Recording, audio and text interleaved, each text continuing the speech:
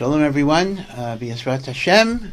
We will be Zeicha in the coming week to celebrate the great Gewaldige Yom Tov of Purim, the Simcha, the Hakaras HaTayv of HaKadosh Baruch Hu, that answered our tefillas, brought us a Yeshua Gedalah, signifying both the Yeshua of Am Yisrael and the destruction of Amalek and the Keichas of Tumah. And once again, one of the happiest days of the year. But it's not just a happy day, it is a holy day. It's Yadua, the word of the Ari, that Purim is even holier than Yom Kippur on some level. Yom Kippur is called in the Torah Yom Kippurim, a day that's like Purim. Mashma, Purim is even a higher level of Kedusha. And of course, Purim and Yom Kippur are opposite days, right? Yom Kippur, a day of fasting, a day of seriousness, of Kavod Reish. Purim, a day of drinking, a day of eating, a day of unrestrained joy. And yet, Yom Kippur and Purim have a lot of similarities. Both of them are days of Kabbalas HaTorah. Yom Kippur was the day that Moshe Rabbeinu brought down the Luchos Sheniyos. But that was a hemshech, that was a continuity of the Matan Torah, started on Shavuos, where Hashem held the mountain over our heads. So yes, Yom Kippur, as a conclusion of Shavuos, is a Matan Torah, but it was a Matan Torah through compulsion, through kafiyah. Purim, Chazal say, Kiyamu v'kiblu. We were makayem out of love and gratitude, that which we had previously accepted out of fear and duress. Now, the actual interpretation of Hashem forcing it into us, that's something that needs a lot of elaboration. Maybe we'll talk about it closer to Shavuos. But l'chol hapachas, Purim is a Kabbalas HaTorah me'ava, as opposed to Shavuos and Yom Kippur. Yom Kippur is the actual day we got the Luchos, which is a Kabbalas HaTorah out of Yira. But I want to mention one particular Gemara that the Gemara says about the mitzvah of drinking on Purim. And it says, Chayav Adam Lefsume B'Purim. A person is mechuyev to drink, to imbibe, until they don't know the difference between the phrase Orur Haman, cursed is Haman, and Baruch is Mordechai. Now, again, one has to be careful about this. There is certainly a mitzvah to drink, more than they're rogil to drink. The mitzvah of drinking is not stamazai to drink in the street.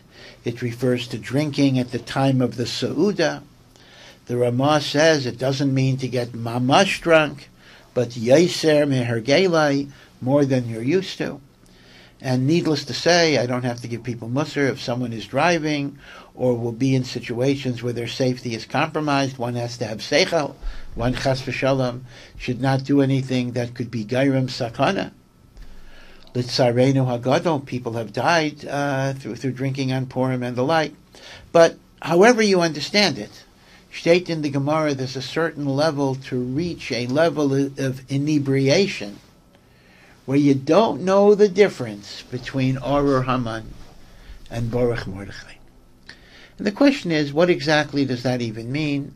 Why were those phrases chosen? So in the Hakdama, the Nesivos HaMishpat, the famous Nesivos, Rav Yaakov Milisa, wrote a perush on all the Chamesh Megillas. The one on Megillas Esther is called Megillas Sesarim. It is actually printed in the back of most Chumashim. And he says in the Hakdama a very beautiful pshat. The Gemara tells us, when Achashverosh took off his ring and he gave it to Haman, that gave Haman the authority to eradicate the Jewish people. Gadol Hasaras HaTabas, the removal of that ring did more for Klal Yisrael than all of the words of the 48 prophets and the 7 prophetesses in Tanakh. Because the 48 prophets and the 7 prophetesses keep on telling us, do tshuva, do tshuva, do tshuva, do tshuva, and nobody listens. But when Haman gets that ring from Achashverosh, all of a sudden people take it very seriously. They come together, they fast, they daven, they do tshuva. Because remember, the Jewish people at the time of Haman were very, very vulnerable. Chas v'shalom, they could have been destroyed. It was their tshuva, their tefillah, that gave them the zechus of the Yeshua Gedailah of Purim. So, what's interesting is this. When we think about what we are grateful for on Purim, we tend to think about the Yeshua and the salvation of Mordechai and Esther being menatseach over Haman. We think about the Yeshua as the thing to be grateful for.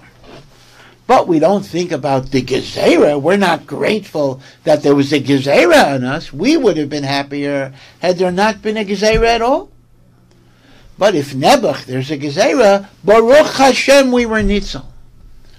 So B'derech HaTeva, instinctively, we would only be grateful for what Mordechai and Esther did for us. But in reality, one has to be grateful not only for the Geula, one has to be grateful even for the Gezerah. Because without the Gezerah, we wouldn't have done Tshuva.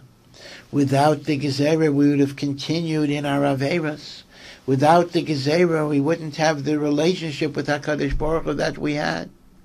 So, when it says a person must reach a level of simcha, with alcohol or even without alcohol, in which they understand that there is no difference between the curse that Haman brought down to me and the bracha that Mordechai gave me. Just as the Mishnah says in brachas, you must understand to bless Hashem and be thankful, not only for the good, but also for the bad. Because even the bad itself contains the seeds of bracha and light. But you can only see this when you don't use your rational calculations. In the world of seichel, in the world of linear rationality, I see good and I see bad. But if one can transcend the limits of their seichel, they can understand that even the difficulties, even the challenges of life are kulai rachamim. And therefore it's not just the Baruch Mordechai, for which I'm makir taif, but also the Orah Haman. Again, I'm not grateful to Haman, but grateful to Hashem for putting me through that difficulty. Because we were kaina, kinyonim, in that adversity that we wouldn't have had we not had that particular challenge. And the emesis, this is the meaning of Kriya Shema itself. This is Shema Yisrael. Listen, Daher, Klal Yisrael. Hashem Elokeinu. Hashem is Yud Kei Vav Kei, which is the midah of Rachamim. Elokeinu is Elokim, which is the midah of Din. Hashem Elokeinu. Vis-a-vis the world that I normally inhabit, I sometimes see the Rachamim of Hashem. And I sometimes see God as punishing and rejecting Elokim Shalanu. But the Hashem and the Elokeinu, that look like two different things, Hashem Echad. Ultimately, it all comes from the Yud Kei Vav Kei. It all comes from Rachamim. And that is the hidden miracle of Purim that one reaches only by Simcha.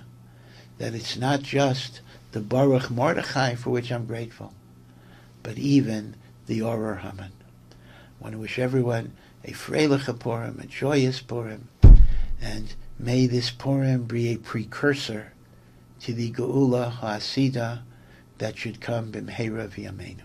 Amen.